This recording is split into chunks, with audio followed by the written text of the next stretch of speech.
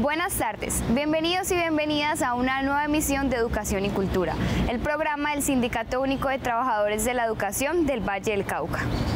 Ser maestro es mi orgullo, un gran reto es mi misión, transformar para el mañana el hombre de mi nación. La Junta Directiva de FECODE definió la hora cero para el paro nacional del magisterio. En Educación y Cultura les contamos cómo se desarrollará esta jornada. El jueves 18 de octubre se realizó la Junta Nacional de la Federación Colombiana de Trabajadores de la Educación, en la cual se convocó a paro nacional del magisterio por 24 horas para el próximo 23 de octubre, día en el que se desarrollará una gran toma en Bogotá y en las principales capitales del país. Durante la Junta Nacional, el nuevo presidente de FECODE, Nelson Alarcón, realizó un balance sobre la actual situación del magisterio y de la educación pública del país. Dentro de los principales temas que aquejan a los maestros se encuentran el incumplimiento de los acuerdos firmados en junio de 2017, las múltiples fallas en la prestación del servicio de salud, el proyecto de acto administrativo bonificación pedagógica. Hasta el momento el gobierno nacional ha presentado la propuesta de viabilización de la planta global, buscando la aplicación del principio de continuidad para reconocer dicha bonificación. Por su parte, el Comité Ejecutivo de la Federación radicó una contrapropuesta que no presenta discriminación y que permite la discontinuidad y proporcionalidad en el tiempo para el reconocimiento de la misma.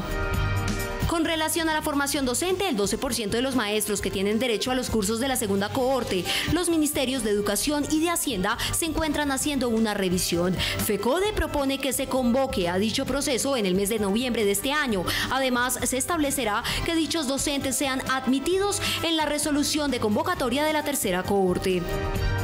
Asimismo, en el informe oficial del Comité Ejecutivo se abordaron temas como el fracaso de la jornada única, la cobertura de preescolar de 3 grados, los inconvenientes en cuanto a la aplicabilidad del decreto 196 de 1995 relacionado con el Fondo de Prestaciones Sociales del Magisterio y la importancia de las juntas de educación en las regiones. En la Junta también hubo espacio para la presentación oficial de los 15 integrantes del nuevo Comité Ejecutivo Nacional, el cual representará los intereses del magisterio a nivel nacional e internacional.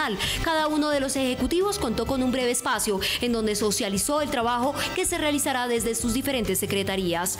Como puntos adicionales, se fijó que desde el 7 al 12 de noviembre se realizarán los Juegos Deportivos Nacionales del Magisterio y el 5º Encuentro Nacional Folclórico y Cultural Docente. Además, FECODE organizará la información sobre la situación de los maestros amenazados y desplazados a nivel nacional, ya que no hay procedimientos que garanticen la protección de los docentes. Se planteará una mesa nacional con el gobierno sobre este tema y se iniciará un proceso de reparación colectiva del movimiento sindical.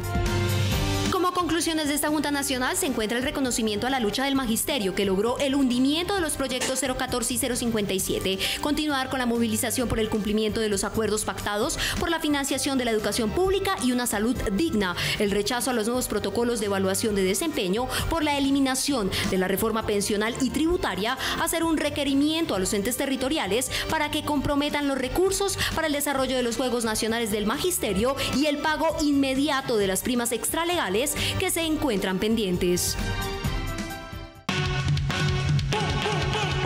Maestros y maestras del Valle del Cauca, la unidad y la organización son el camino para la defensa de nuestros derechos. Fortalezcamos nuestra organización sindical. Afíliate a SUTEP. Tú tienes derecho a defender tus derechos. Desde 1992 fueron congelados los recursos de la base presupuestal de las 32 universidades públicas del país, lo que ha generado un déficit que hoy supera los 18 billones de pesos. Pero ¿qué se esconde detrás de la desfinanciación de la educación superior?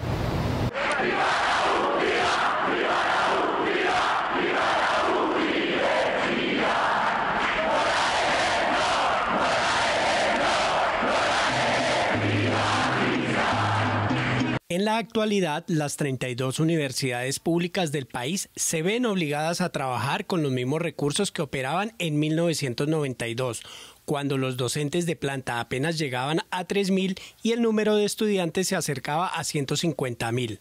Hoy el número de maestros y maestras supera los 12.000 y son más de 640.000 jóvenes universitarios. No podemos seguir creciendo, hemos llegado ya a un límite. No podemos seguir incrementando cobertura, no podemos seguir formando a nuestros docentes a nivel doctoral, no podemos seguir fortaleciendo los programas de bienestar institucional. Es decir, nos limita que las universidades públicas podamos continuar en una dinámica constante y permanente, no solamente de crecimiento, sino de articularnos a los estándares de calidad. Durante años, profesores y estudiantes han cargado sobre sus hombros la crisis de la universidad pública, una crisis que afecta las condiciones laborales y la calidad de la educación superior. ¿Cómo han soportado las universidades esto? Han soportado pagando malos salarios, contratando a profesores a destajo y además de eso disminuyendo el bienestar estudiantil. Tenemos edificios vetustos, tenemos laboratorios en mal estado, tenemos atraso tecnológico. Para subsanar el déficit financiero que presenta la educación pública superior es necesario una reforma constitucional al sistema general de participación que garantice los recursos que necesitan no solo la educación, sino también otros sectores. Sabemos que muchas de estas decisiones no se podrán resolver de manera inmediata, requerirán un mediano y largo plazo, pero queremos ver la voluntad política del Congreso y queremos ver la voluntad política del gobierno para que la universidad pública siga funcionando. Hoy, el 85% de esos 650.000 estudiantes matriculados en las 32 universidades públicas son de estrato 1 y 2. Durante los últimos 25 años, los gobiernos de turno congelaron el presupuesto y la inversión para las universidades públicas. Por eso, el anuncio del presidente Iván Duque de una adición presupuestal de 500.000 millones de pesos no resuelve los problemas de fondo, porque el déficit histórico asciende a los 18.2 billones de pesos. Eso es un engaño. De hecho, solamente 55.000 millones irían a la base. De resto, iría para el ICETEX y para el nuevo ropaje del Pilos Paga. Y realmente eso es una burla. Si usted divide esto entre 32 universidades, eso es una plata irrisoria. Mientras el gobierno de Duque sigue priorizando los recursos para el programa Ser Pilo Paga y el endeudamiento de los universitarios a través de créditos con el ICETEX, las universidades públicas tienden a desaparecer. Desfinanciar la educación superior es la mejor estrategia para su privatización. Todo apunta a que si sigue las cosas como van, la universidad pública prácticamente tiende a desaparecer. La única posibilidad de ascenso social y de la paz de este país es a través de la educación pública. La universidad pública educa, forma profesionalmente a los jóvenes de más escasos recursos de este país y sobre todo en las universidades de región, como la región Caribe, como el Pacífico, la Amazonía, donde la razón de ser y el impacto de la universidad pública es mucho más evidente, porque es un impacto transformador y es un impacto de desarrollo.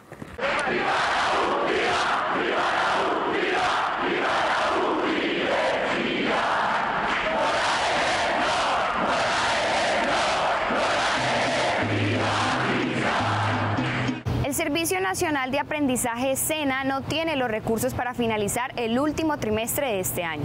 Lo más grave es que para el 2019 la entidad tendrá un recorte que asciende a los 200.000 millones de pesos.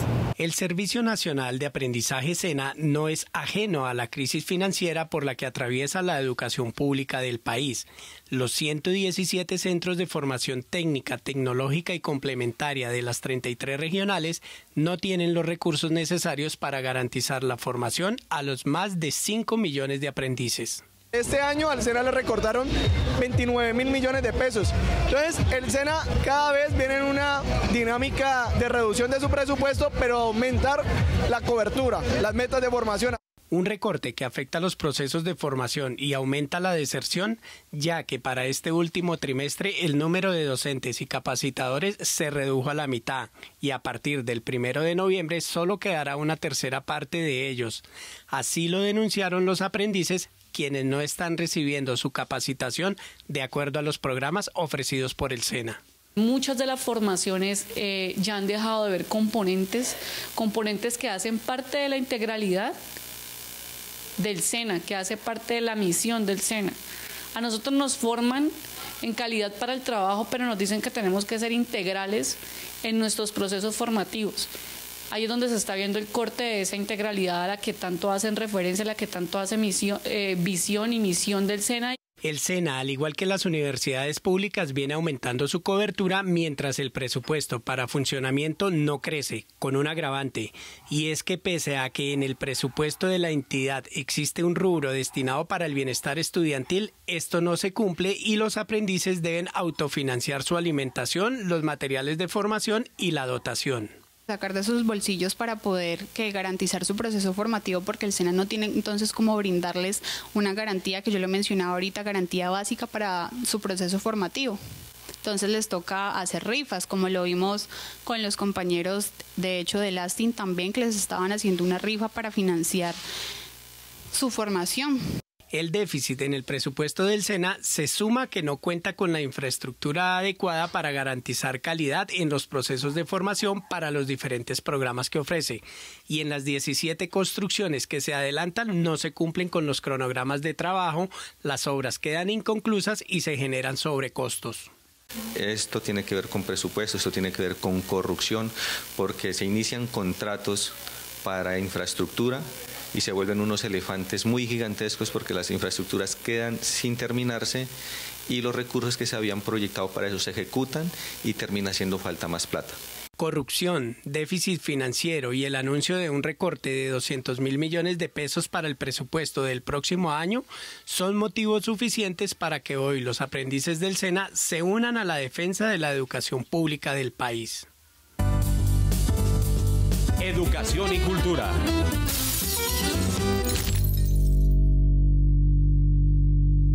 Vive el Mundial Hexatlón Juan Pablo II 2018. Es un proyecto pedagógico de la institución educativa El Diamante que fomenta el deporte y la sana convivencia.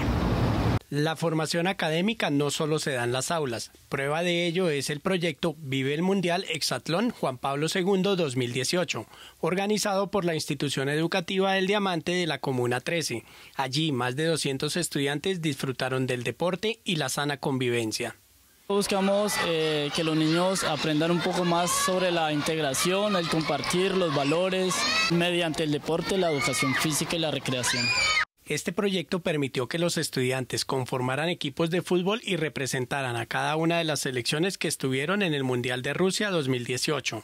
Las actividades deportivas se desarrollaron durante las jornadas de descanso entre el 25 y el 4 de octubre, fortaleciendo el trabajo en equipo y la integración entre niños y niñas. Fue un torneo mixto, el cual tenía niños y mujeres en los equipos. ¿Por qué razón? Porque es de valiosa importancia también resaltar el papel de la mujer que está llevando ahora en las prácticas deportivas del país. Jugar con los muchachos fue bueno, eso fue buena selección y gracias a ellos pues somos campeones. Durante la jornada de cierre se entregaron diplomas y medallas a los estudiantes que participaron de las jornadas deportivas y fueron los estudiantes quienes agradecieron a los docentes por abrir espacios de aprendizaje y recreación. Es una experiencia de recrearse uno con los demás compañeros y la forma de jugar y divertirse uno.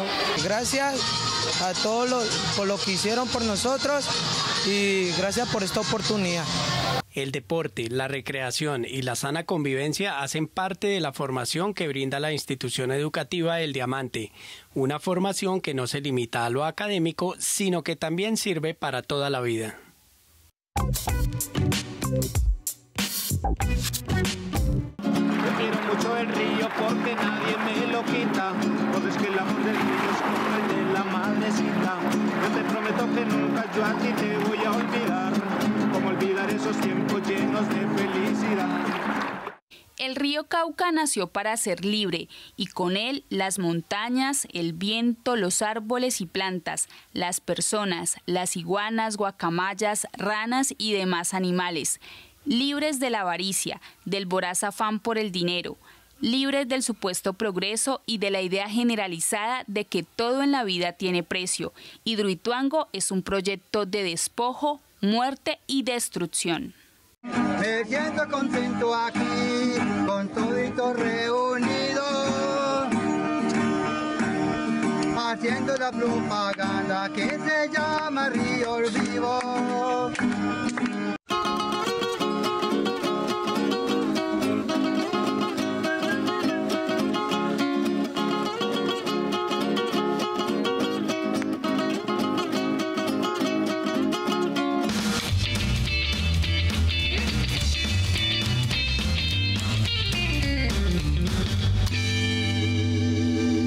Muy buenas tardes. Hoy Isabel Olaya Cuero, Ejecutiva Nacional de FECODE, quiere agradecerle a todos los maestros y maestras que a lo largo del territorio colombiano confiaron en mi trabajo, en mi compromiso, en mi liderazgo y marcaron el 21 de septiembre al número 10. Hoy tengo un reto grandísimo con la educación pública, tengo un reto grandísimo con el magisterio, con nuestros educandos. Isabel Olaya Cuero, en representación del Magisterio del Valle del Cauca, es hoy nueva Ejecutiva Nacional de FECODE. Me correspondió la Secretaría de Organización y Escuela Sindical, una secretaría importantísima, porque vamos a formar a los maestros en el quehacer sindical. Y el gran reto que tengo es con los maestros nuevos, con los maestros del 1278, que son los que van a continuar con esta ley sindical. Maestros y maestras de Colombia, no los voy a defraudar. Mi trabajo y mi compromiso continuará hoy desde FECODE.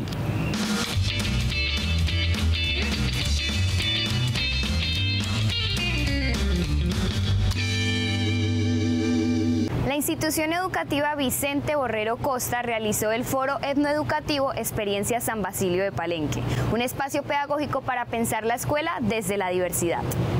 En un intercambio de saberes culturales se convirtió este foro etnoeducativo. Maestros de San Basilio de Palenque llegaron hasta la ciudad de Cali para socializar las diferentes experiencias y proyectos pedagógicos con los que buscan recuperar la memoria colectiva del pueblo afrocolombiano. Los viejos recrearon con los niños presentes, con los docentes presentes, todo ese cúmulo cultural que ellos mismos, por situaciones de vergüenza, por situaciones históricas de atropello, tuvieron que dejar guardado en la casa. A partir de allí se comienza a construir la historia que había sido negada. Y es para que los palenqueros pudieran entender realmente cuál era nuestro origen y cuál era nuestra procedencia. Durante este foro, los maestros de la institución educativa Bencos Biojó compartieron con otros docentes las estrategias que desarrollan para conservar la lengua palenquera. Aquí, la tecnología se ha convertido en su principal aliada. Lo que hemos venido trabajando en una aplicación móvil para dispositivos Android que lo que hace es traducir de español a lengua palenquera. Esta herramienta lo que hace es facilitarle a los estudiantes y a cualquier persona en el mundo que quiera aprender a hablar lengua palenquera para que pueda mantenerse en el tiempo y no se pierda. San Basilio de Palenque fue el primer pueblo libre de América. Allí está el legado de aquellos que se negaron a ser esclavos y lucharon por su dignidad, un referente histórico y cultural para fortalecer la identidad de los estudiantes. Desde allí viene toda una trascendencia histórica, todo un saber pedagógico que hoy se está saliendo a la luz pública en Colombia y que están haciendo la posibilidad de poder dar a conocer qué han hecho para conservar la cultura, qué han hecho para conservar la identidad. Nuestros niños y nuestras niñas deben aprender a trabajar en medio de esa diversidad, pero al mismo tiempo también deben fortalecer su propia identidad. Compartir diferentes experiencias significativas se convirtió para los maestros de Cali y de San Basilio de Palenque en un motivo para continuar fortaleciendo la diversidad y la identidad cultural desde la escuela. Nuestro elemento cultural ha venido teniendo una serie de dificultades y la razón de ser de este proyecto es rescatar esos espacios perdidos y nuevamente llevarlo a nuestra institución. Desde el SUTEC, desde la Secretaría de Educación, facilitamos estos espacios pedagógicos y estos intercambios. Esperamos que eso se siga dando y continúe con estos procesos, porque ayudan a construir la parte pedagógica del magisterio colombiano.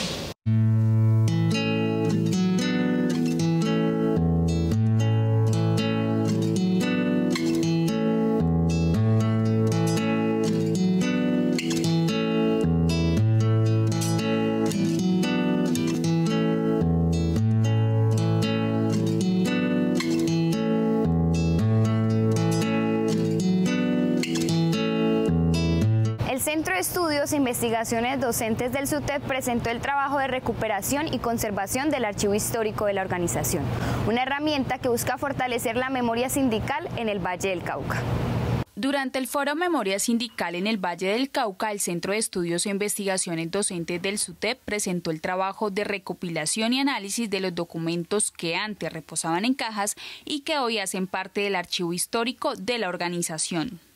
Nosotros entramos allí a rescatar esas cajas, a identificar qué documentos había y a empezar un proceso de recuperación pues que es muy lento, es dispendioso, pero que creemos que ya está en un punto muy interesante en el cual se puede ofrecer a la comunidad como un repositorio de información del movimiento sindical y del movimiento social en el Valle del Cauca. Este foro se convirtió en un espacio para conocer o recordar la historia del SUTEP, una historia marcada por grandes luchas que se dieron en los años 80 y que siguen siendo ejemplos de unidad y solidaridad sindical. Constantemente se está apelando a la solidaridad sindical o a la solidaridad social para apoyarse mutuamente los movimientos en huelgas, en paros, en protestas. La lucha por una educación pública y de calidad que durante 34 años han dado las maestras y maestros organizados en el SUTEP hace parte de una historia que sigue viva, una historia que habla del pasado pero que permite entender el presente. Estamos en una lucha de memorias y eso ayuda a construir la memoria de las mismas organizaciones y cómo han sido sus orígenes, sus transiciones y en qué estamos. Conocer la historia o recorrido de estas luchas de hace 60, 50, 30, 20 años, creo yo pues que es fundamental para saber en qué punto estamos, cuáles han sido los errores del pasado, cuáles han sido los aciertos. El archivo histórico del SUTEP se convierte en la memoria de la organización sindical. Más allá de documentos, en él reposa una historia que tiene mucho que enseñar. Andar protestando o andar demandando del Estado sin tener conocimiento de lo que ha sucedido en el pasado nos lleva un poco dando tumbos en nuestra lucha. Entonces, construir y reconstruir la memoria del movimiento sindical es muy importante para que los maestros tengan realmente un derrotero en su lucha día a día.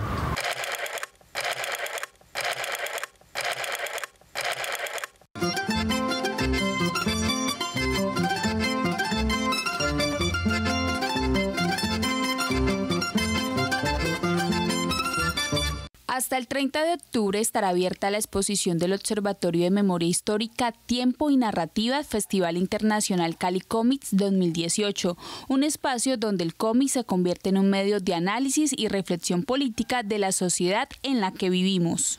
Este observatorio busca, a través de los procesos narrativos, como ahondar en investigaciones de carácter histórico.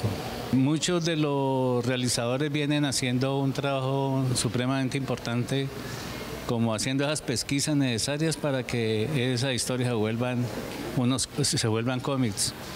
A través del cómic, 70 artistas nos hablan de injusticias, inconformidades, luchas y esperanzas. Una narración gráfica que reconstruye parte de la historia de guerra y despojo que aún se vive en el país. Creo que muchos de estos procesos también ayudan a sanar.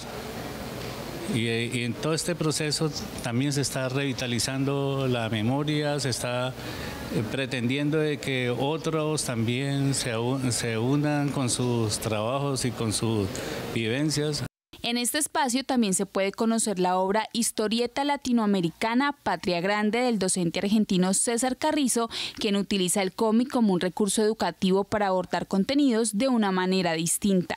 El proceso de aprendizaje y comprensión de la historieta motiva el accionar concreto del alumno y los docentes como protagonistas, porque al tener que pensar, escribir y luego dibujar sus propias historias, contar su propio sentir, pone en movimiento diferentes factores que dinamizan la tarea, digamos, del docente cada día. El pensamiento del pedagogo Paulo Freire también es retratado a través de la historieta Los viajes de Paulo, quien mochila al hombro recorre ciudades y pueblos charlando con personajes típicos y destacados pensadores de América Latina. Tomar en estos tiempos a un educador popular como Paulo Freire, tomar sus conceptos, el de la liberación de cada uno de nosotros a través de la creación de espacios para la construcción de contenidos, tiene que ver con tratar de ponerlo nuevamente en vigencia. El Observatorio Internacional de Memoria Histórica, Tiempo y Narrativas continúa desde hoy y hasta el 26 de octubre con diferentes conferencias, charlas y talleres en la Biblioteca Departamental, un espacio totalmente gratuito. Para mayor información pueden ingresar al Facebook Cali Comics.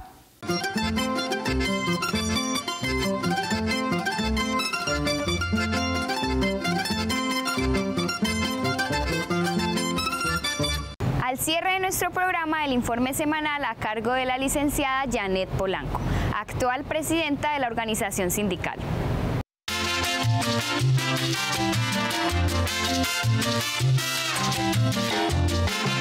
Buenas noches, compañeros y compañeras. Hemos ganado el primer pulso al gobierno nacional cuando en la semana pasada FECODE convocó para el 18 Junta Nacional donde se iba a votar paro nacional indefinido como tarea fundamental, y el gobierno nacional, en vista de esta situación, retira el proyecto de ley 057. El retiro lo hace la misma ministra de Educación, el ministro de Hacienda, el ministro de Salud y el ministro de Vivienda y Territorio. Eso quiere decir, compañeros y compañeras, que cuando proponemos una tarea de lucha y la defensa de los derechos, tendremos resultados, no sin desconocer, claro está, la participación de los estudiantes, sus jornadas de movilización, su forma y su propuesta de lucha, donde estaremos unidos, porque la tarea no ha terminado. Este es el principio de lo que tenemos que preparar para negociar que se dé a nivel constitucional la garantía de la defensa de los recursos para la educación pública estatal, la reforma que hay que hacer al sistema general de participaciones, donde no se siga mintiendo, donde no se siga jugando con el recurso para la educación.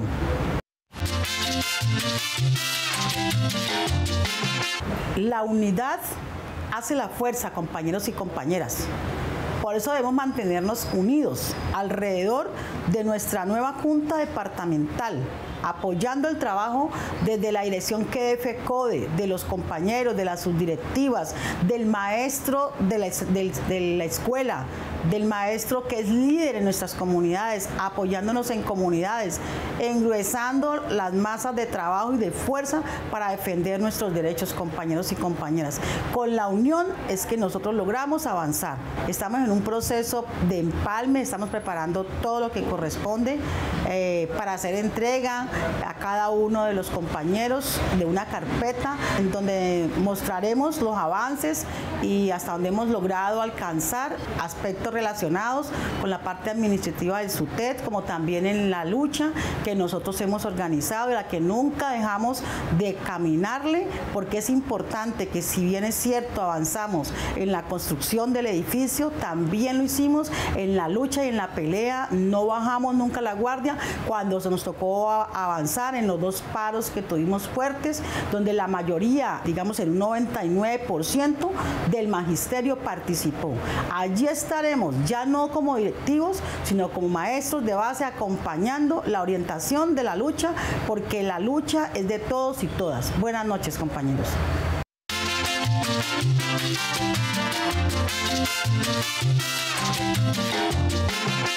Hasta aquí Educación y Cultura. Recuerde que nuestra cita es solo los lunes a las 6 de la tarde por el canal regional Telepacífico. Usted puede ver este programa por www.sutepvalle.org y seguirnos en nuestras diferentes redes sociales. Hasta entonces.